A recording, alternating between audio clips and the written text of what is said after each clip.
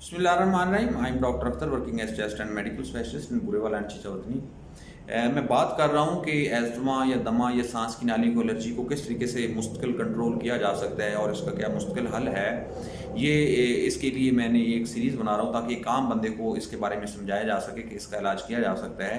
ये इस सिलसिले की 9th वीडियो है। अगर आप पहले फर्स्ट टाइम चैनल पे हैं तो कोशिश करें कि आप सीरीज़ में ज़रा पीछे से वीडियो देखें ताकि आपको बात की समझ आएगी। हम बात कर रहे हैं कि अगर एज़मा का केस है, बिल्कुल उसका प्रॉपर इलाज हो रहा है, उसका सांस का मसला बिल्कुल ठीक है, या अगर वो प्रॉपर इलाज नहीं करवा रहा, रैंडम भी कर रहा है लेकिन उसका सही प्रॉब्लम सही चल रहा है, उसको कोई इशू नहीं है, और अचानक 2 से 3 दिन में सांस का मसला होता है, तो उसकी क्या वजूहत हैं वो पहले मैं 3 बता चुका हूँ। इसकी एक और वजह होती है, वो होती है मेटाबॉलिक एसिडोसिस, अंग्रेजी की टर्म है। ये स्पेशली होता है यूजुअली पेशेंट्स में जिनको शुगर का प्रॉब्लम होता है या जिनको गुर्दे का मसला होता है। ये 2 मोस्ट कॉमन केसेस हैं जिनमें ये प्रॉब्लम हो सकता है। अब होता यह है कि बहुत सारे केसेस जिनको एस्थमा है या सीओपीडी है, सिगरेट का हम दमा कहते हैं, उनका सांस का मसला चल रहा है लेकिन साथ में शुगर भी चल रही है। तो यूजुअली हमारे कल्चर है कि आमतौर पर पेशेंट जो है वो 1 से 2 माह के बाद शुगर चेक करवाते हैं। अगर वो शुगर चेक नहीं करवा रहा और उसके हिसाब से वो कहते हैं जब शुगर का लेवल ज़्यादा हो हम मेडिसिन लेते हैं या तो नहीं लेते हैं, तो इस तरह के केसेस में क्या होता है कि शुगर जब एक लेवल क्रॉस कर जाती है तो उसमें एक एनारोबिक मेटाबॉलिज्म शुरू हो जाता है। ये मेडिकल टर्म में आम बंदे के समझने के लिए एक अल्टरनेट मैकेनिज्म है जो जिस्म एनर्जी के लिए यूज़ करती है। तो उसमें क्या होता है कि वो एसिडोसिस का डायबिटिक कीटोएसिडोसिस हम कहते हैं, वो इसमें बॉडी में एक प्रोसेस शुरू हो जाता है। जब वो प्रोसेस शुरू हो जाता है तो उसकी वजह से पेशेंट को सांस का मसला बहुत ज़्यादा हो जाता है और अचानक 2 से 3 दिनों के अंदर अंदर हो जाता है।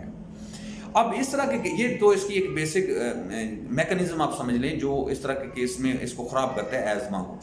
अब इस तरह के केस में बड़ा विजिलेंट होना पड़ता है और इसमें भी हैंडल करने का जो गलत तरीका है वो ये है कि एक रूटीन प्रैक्टिस में सांस चढ़ा हुआ है तो उसको वो नेबुलाइज करना शुरू कर देते हैं। तो अब बात याद रखें कि नेबुलाइज करने से जिस्म में पोटाशियम का लेवल कम हो जाता है, हाइपोकलीमिया हम कहते हैं मेडिकल टर्म में। अब एक पेशेंट को हाइपोकलीमिया, उसमें जो मैं डीके की बात कर रहा हूँ उसमें भी हाइपोकलीमिया होता है। उधर से पोटेशियम का लेवल कम है, इधर से आपने नेबुलाइज कर दिया, पोटेशियम का लेवल और ड्रॉप करके जब एक लिमिट से ड्रॉप कर जाता है तो पेशेंट बेहोश हो जाता है, ड्राउजी हो जाता है।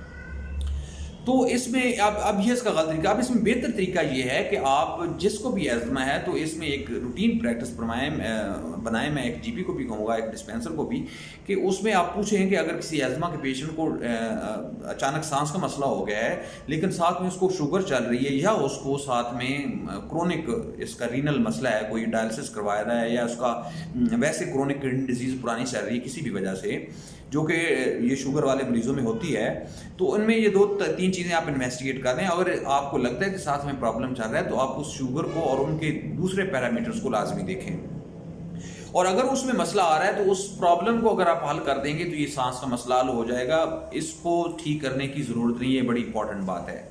उसमें आपने करना ये है कि आपने शुगर का लेवल चेक करना है। अगर शुगर का लेवल बहुत ज़्यादा है उसके बाद फिर हम यूरिन कंप्लीट एग्जामिनेशन करते हैं, उसमें एसिड का लेवल देखते हैं, और अगर हमें मिल जाता है तो फिर इसका एक प्रॉपर प्रोटोकॉल है, वो इंसुलिन के ज़रिए इलाज करते हैं और नॉर्मल सलाइन या रिंगर लैक्टेट के ज़रिए करते हैं, साथ में केसीएल भी होता है। लेकिन ये काम बंदा इसको मैनेज नहीं करना चाहिए, ना डिस्पेंसर करना चाहिए। बेहतर है कि इसको टर्शियरी केयर में या स्पेशलाइज्ड मेडिसिन के पास या पल्मोनोलॉजिस्ट के पास रेफर कर दिया जाए ताकि इसको प्रॉपर पहले डायग्नोज करें और इसका फिर प्रॉपर इलाज कर सकें ताकि इस तरह केस फर्दर कॉम्प्लिकेशंस में न जाएं। तो इसमें आपके लिए ये है कि क्या आपको शुगर है इसके साथ, और अगर शुगर है तो क्या आप प्रॉपर कंट्रोल करते हैं। इसके अलावा अगर और कोई क्वेश्चन हो तो आप नीचे कमेंट्स में लिखिए, मैं कोशिश करूंगा आपका उसका रिप्लाई करूँ। अल्लाह ताला आपको और आपके घरवालों का आमीन। हाफिज़।